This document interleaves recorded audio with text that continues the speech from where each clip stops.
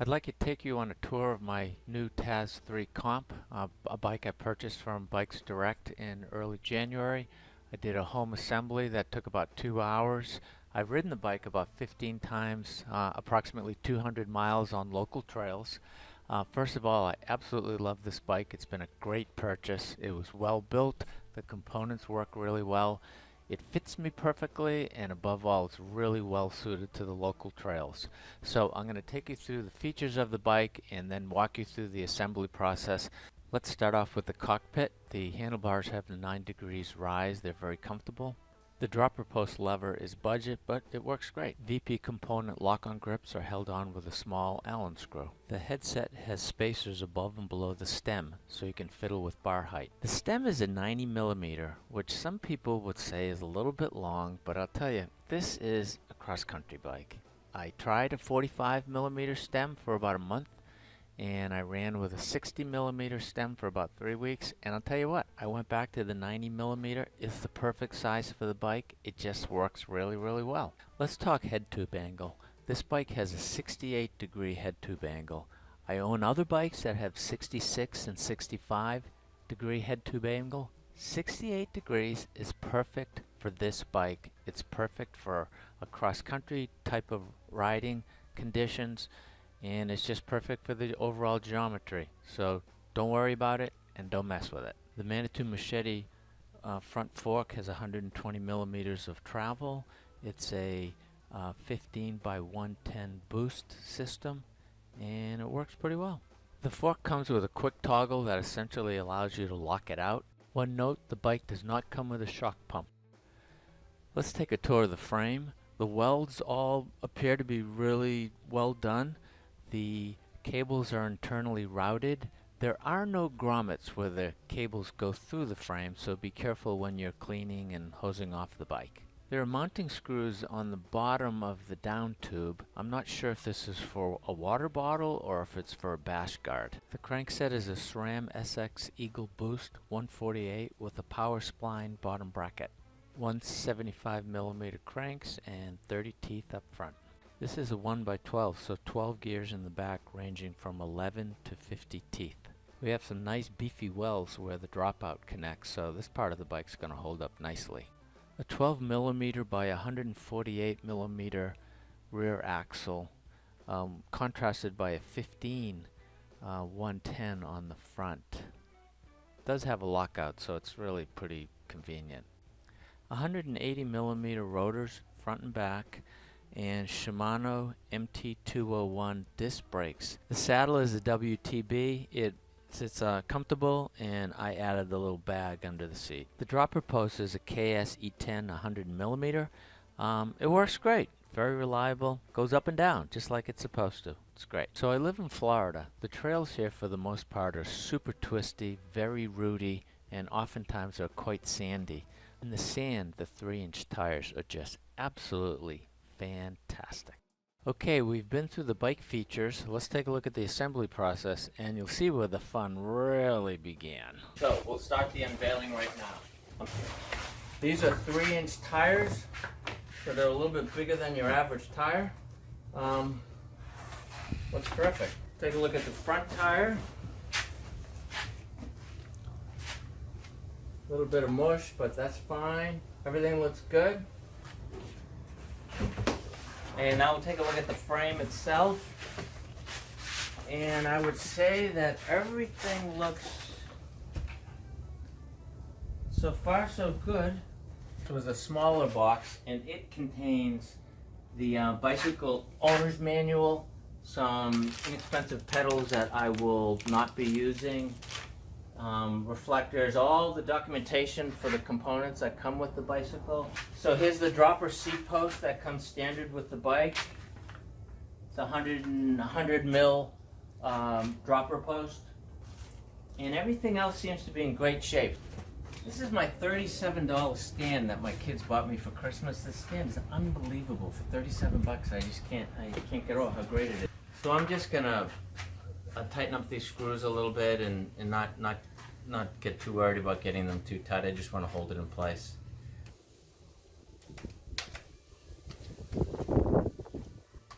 So this is a little bit different. The Canyon bike, you know, one of the things that they tout online is that they do a full assembly and then they disassemble, you know, they take the wheels off and they take the handlebars off, but the brakes are all been aligned and everything has been aligned, and all you're doing is a final assembly task. So in this particular instance, we're going to have to mount the brake calipers to the front fork, and I imagine the back fork, they're already attached, but I'm wondering if they did a pre-assembly and the alignment has been, you know, pre-configured, or if I'm going to be doing the alignment myself, which is fine. It just takes a little bit more knowledge, and you know, all of this stuff you can YouTube. So we'll get to that in a couple of minutes. So let's keep marching ahead.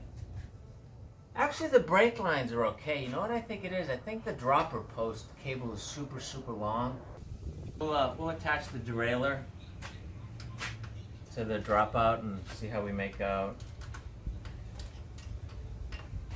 Seems like it's going okay. It's going on a lot harder than I would have thought, to be honest, though. Alright, that's in place. Hopefully I did it correctly. These are little locking mechanisms, and they work on the bottom of the screw. I'm not sure if you're going to be able to see this, but the bottom of the screw has little ridges near the outside, and that's what these guys are for. So you have the Loctite, and you have this little lock mechanism to make sure that your screws that hold your rotors in place don't back out. So that's pretty nice. I've not seen that before, so that's a cool feature. So you're supposed to use a torque wrench. I own a torque wrench. I don't know that this is that particular, and my torque wrench is too big. You know, Bikes Direct seems to require a little bit more assembly skill than the Canyon bike and the Polygon bike. That's the way it is. Camera, please. What I didn't do, this little guy right here has to be on this side where the screw is, and I had it on that side. So it's just the derailleur has to fit onto the mechanism properly. And all right, you want to hit the clicker? All right, success. We're going to install the pedals right now. So there's a right pedal and there's a left pedal. The left pedal is reverse threaded, and the right pedal is a standard thread direction. So I'm going to put a little bit of grease on these babies and we're going to install them. So we're in the highest gear. It doesn't seem to want to hop off, so I'm thinking the limit screw is just fine. So let's take a look at that gear again, and we're going to watch the chain as I go up the gear cluster. I'm going to go back down. That was nice. That seemed fine. That went up fine. Really down, right? It's getting into an easier gear. Hit the brake a little bit. That seems fine. That's fine. Ah, that took a little. So here, take a look at this over here. So watch this. I'm gonna adjust this baby. I'm gonna tighten it just one little tick. All right? By threading this out, I'm putting more tension on the cable sheath and putting tension on the cable. So we're seeing if the brake calipers are adjusted properly. So sometimes what you have to do is you have to loosen these installation screws, and you'll loosen the installation screws, you'll hit the brake, and while the brake is engaged, you'll come back and you'll tighten up these screws one at a time, just to very methodically get it back tight, and then you spin. And that will help through the adjustment of the brake assembly itself in conjunction with the rear disc. This is the little plastic thing that keeps the disc pads apart, and it keeps the calipers from getting too narrow. It keeps the pistons open. So once we're ready to install this here, we'll pull this little plastic thing out, and then I'll screw the screws in.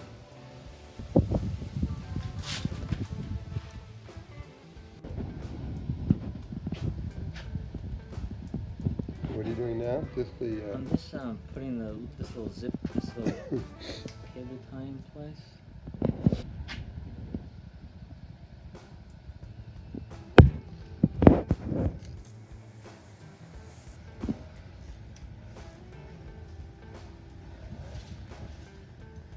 I actually like that. That seems very clean. What I'm gonna do? The front brakes seem to be in pretty good shape. I'm gonna apply the brake, and I'm gonna finish tightening these guys. Finish tightening the brake assembly to the front fork. And by applying the brake, it centers the brake assembly over the disc. I got no rub. That's pretty darn good. Good. I was complaining about having too much cable, but I think the amount of cable we have is totally fine.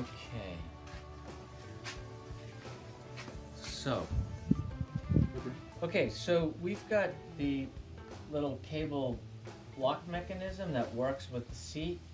I'm not sure how much cable I'm supposed to have hanging out here before it locks. So I'm just gonna pick a length. I didn't tighten it too tight. I just sort of put it in place. So let's go grab the dropper post. I hit the wrong tool. I'm supposed to have a nice cable cutter. I don't own one. Ah! Oh. So that worked. Yep. Can you see it actuating? Yep. So I'm gonna adjust. That works.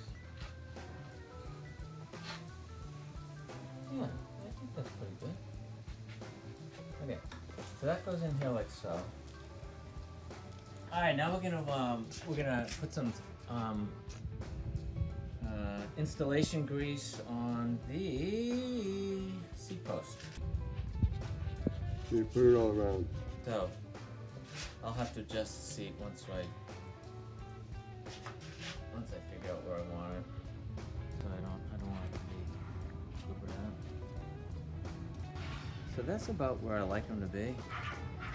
Not quite flat, but closer to flat than it was. I'm gonna go to 20 right now, and then I'll look it up and figure out what it's supposed to be. It might be like 17. Maiden voyage. Oh, this is nice. Yeah, this is a nice. Watch out, car coming.